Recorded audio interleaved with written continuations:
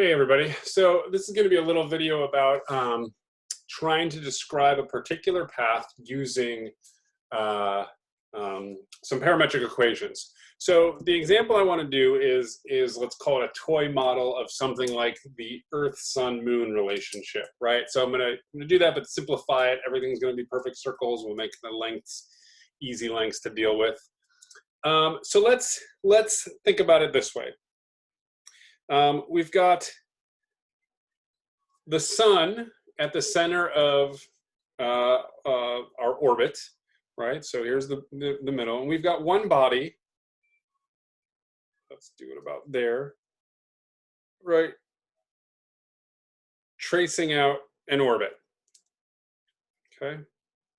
Right, and let's just call this distance r. Okay. So if I wanted to describe, so actually let me add one little piece. We're gonna eventually, there's going to be a moon, let's say, in the Earth, sun, moon idea, rotating around this, and ultimately what we want to do is describe the path around the moon, right? If you're on Earth, the moon goes around you, but if you were looking at the solar system from a distance, right, the Earth is going around the sun, and while it's going around, the moon is going around that. How could we describe the motion of the moon, not from the perspective of being on Earth, but actually from the perspective of the sun, right? So here's what we're going to do. We're going to start with describing the motion of Earth. Again, this is a simplified model. The paths aren't perfect circles and whatnot. And then we'll describe the motion of the moon relative to the Earth. And then from there, we can add those two things together, right? So for instance, imagine I had described the position of the moon, sorry, the Earth to the sun, and then I said, oh, and the moon is just straight above it. And then later on, it's straight to the left. You could imagine sort of taking this point and then adding the distance above to get your new point. That's the idea. Okay, so let's start with this, the Earth's position.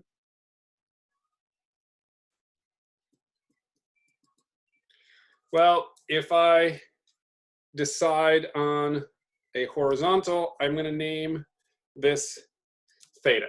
And again, to simplify things, I'm not going to try to get this into a 365-degree period. We're just going to pretend this is some, we'll call this toy Earth, that rotates around the sun every 2 pi units of time.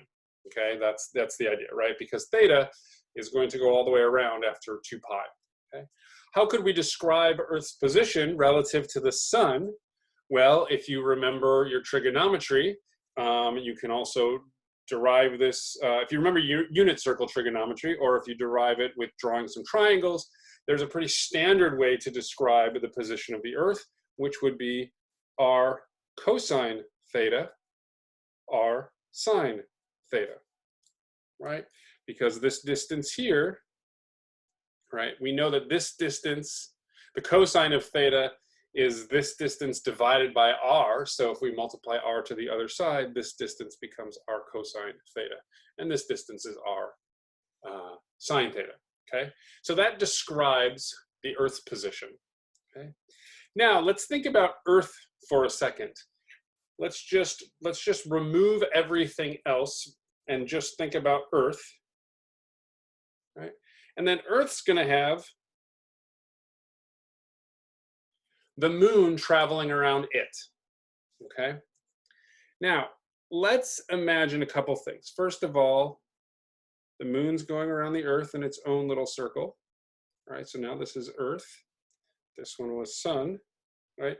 So what I'm gonna draw here is secretly happening around this, but I'm ignoring that and just pretending I'm like a person on Earth. I guess I am a person on Earth. And so I can just think of the Earth as the center and think about what's happening to the moon. Let's make a couple things simple. So let's just call the radius, the distance from Earth to the moon, 1/5 r. I just want to make these scales that aren't ridiculous to think about. And let's make a couple other of assumptions to do away with some, I think, needless complications at this point.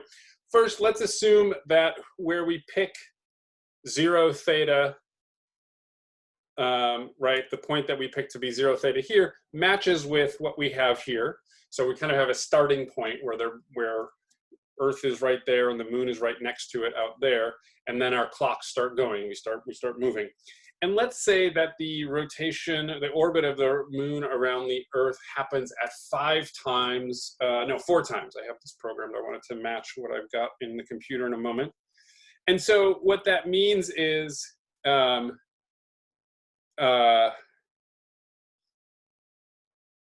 speed at which the moon is going around is going to be 4 times faster, right? So let's call this this angle alpha, okay? And by saying that it moves around 4 times faster, what that really means is saying alpha equals 4 times theta, right? So remember what I said, there's some moment in time where the sun is right here, the Earth is right here, and the moon is just horizontal next to it, corresponding to the moon being right here. We're calling both of those, we're calling that moment theta is 0 and alpha is 0. If we wait a little while, right, if we let, for instance, theta get to 2 pi, meaning it's now perpendicular, it's pointing straight up, well, if the moon is moving 4 times faster, it should have gone 4 times that distance in terms of angular distance. And so it should go all the way around to 2 pi, 4 times bigger. So that's the relationship. Okay.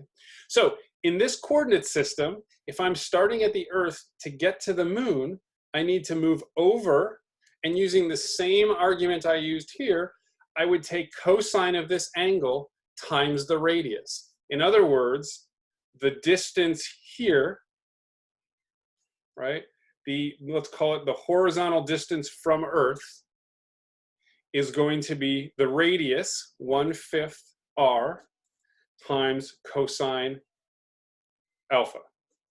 And the vertical distance from Earth of the moon is going to be 1/5 r times sine alpha.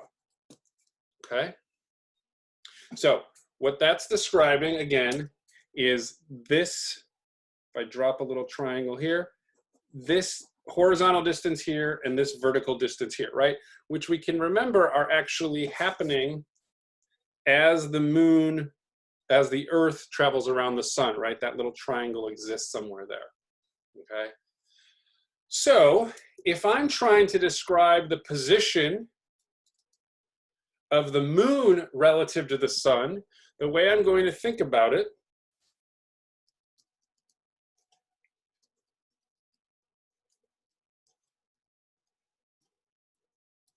right? Well, I'm going to take the position of Earth relative to sun, and then add the position of the moon relative to Earth,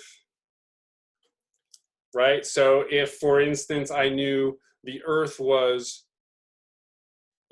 1 radius straight up from the sun, and I knew that the moon was 1 unit to the left of the Earth, then I could go up to the Earth and then over to find the moon, right? And that would give me the position of the moon.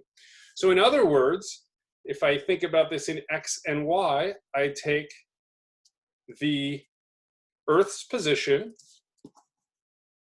the X coordinate is r cosine theta, and then from the Earth, I move this horizontal distance, 1/5 r cosine of alpha. However, I don't want to have 2 unknowns. I'm going to write that in terms of theta, so 4 theta. And then the position, its vertical position, we're going to start with the vertical position of the Earth relative to the sun, and then add the vertical distance I need to move from the Earth to get to the moon, which is 1/5 r sine, and again, I'll call it 4 theta. And so this set of parametric equations will spit out the position of the moon in our little toy construction, right? For the horizontal position, we start with r cosine theta, which tells us where the Earth is. Then this other piece tells us how far to move horizontally to find the moon, right? And that will land us in some horizontal position. And then when I do the same thing vertically, I'm moving up to the height of the Earth relative to the sun, and then I move some other bit to account for where the moon is. And when I bring together those 2 points, I get the position of the moon, okay? Let's take a look at this in a graph, right? But this is a very common idea, right? If you've got things that are cycling on each other, right? Some machine that's got one thing rotating around another, this might be a way to figure out where something is in position. We're kind of switching perspectives as we go. Start at the perspective of the sun, switch to the earth once we've got the earth, once we've described how to get to the earth, we describe how to get to the moon from the earth.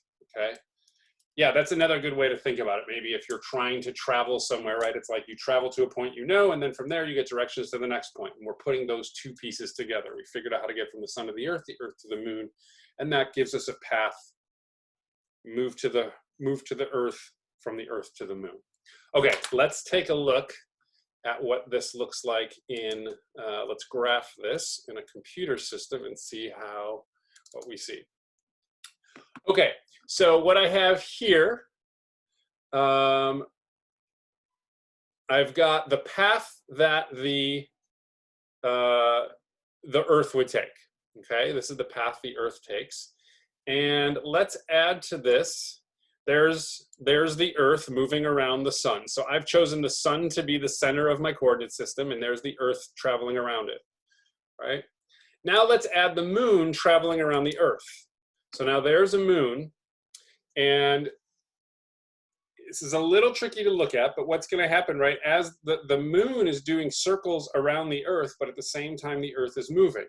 And so, right, it's now inside that orbit of the Earth, and then the Earth kind of moves past it, and it has to go catch up to it.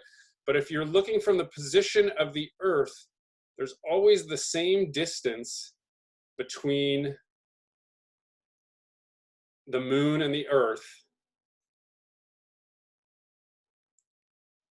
and it's always pointing in a different direction, right? It's rotating around it.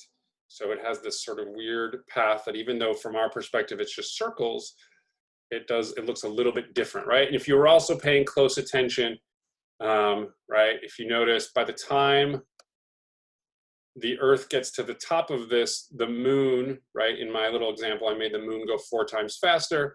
So it's already gone all the way around the Earth once, twice, 3 times, 4 times, right? So while the Earth went around the sun once, the moon went around the Earth 4 times.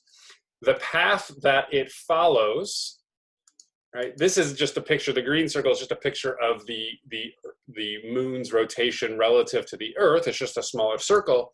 But if we look at the moon's path relative to the sun, it's this purple line.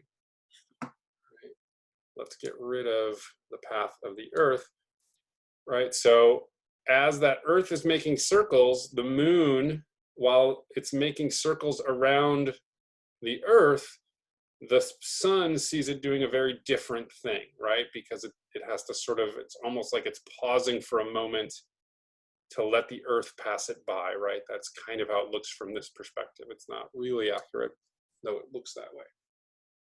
Okay, so this is, I think, a pretty standard operating procedure for these kinds of problems, right? It doesn't just have to be circular motion. I chose circular motion. It's a pretty fun, I think, little interesting problem. You know, it could be something like, you could have any kinds of trajectories, linear trajectories, and some other thing moving in a different trajectory, a plane moving in one direction while an ant crawls across its wing, right? From the plane's perspective, that ant is just moving straight across the wing, but the plane is actually moving forward, so the ant's actually traveling in some kind of diagonal line, right? It's horizontal across the wing and forward with the plane's trajectory. You could add the plane's trajectory to the horizontal motion of the ant relative to the plane to get its actual path as it, whatever, crosses the states or something like that. Okay, that's it for this one. Thanks, everybody. I will see you next time.